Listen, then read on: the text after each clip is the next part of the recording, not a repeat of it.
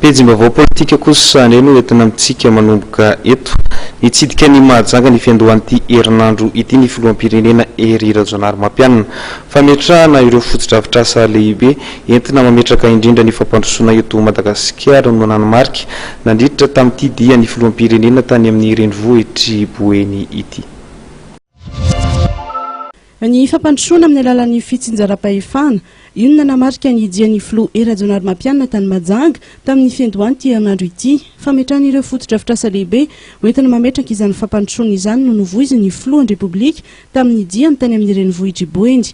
Fanokanana lalana izay efa tsy nisy nanamboatra 10 taona maro, ny fampitaovana ny hopitaly ary ny fanamarihana ny 15 taona ny nanomboana ny Jony Makamba no nanamarika ity dia ny filoha tany Mahajanga ity.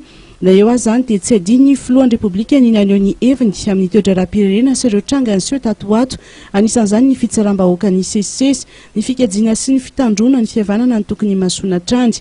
Nampatsahivina Trandy fa tsy manaiky ny firongatry ny fitsaram-bahoaka ny tenany satria mivoana amin'ny soatoavana malagasy zany.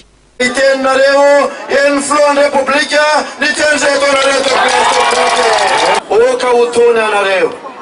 oka hotony anareo fa betsaka ny fanamby zay tsy maintsy atrehatsika ekenay enonay ny zavatra manahirana anareo, betsaka ny zavatra manahirana zay navelany zay 10 taona lasa zay tsy ao anatin'ny ray andro no mahatsika an'izany fa mametoky anao ny filoham-pirenena fa tsy maintsy vavahatsika zany tokotrasy.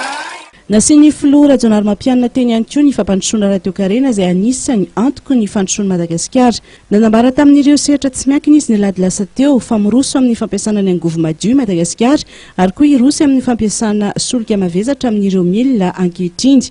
Fanapa-kevitra izay hoentiny indrindra ialana amin'ny fampiasana gazoil izay ahafahan'ny orinasa Jirama mikajy vola bebe koa raha toa ka mbola ampiny ny fanjakana izy ankehitriny.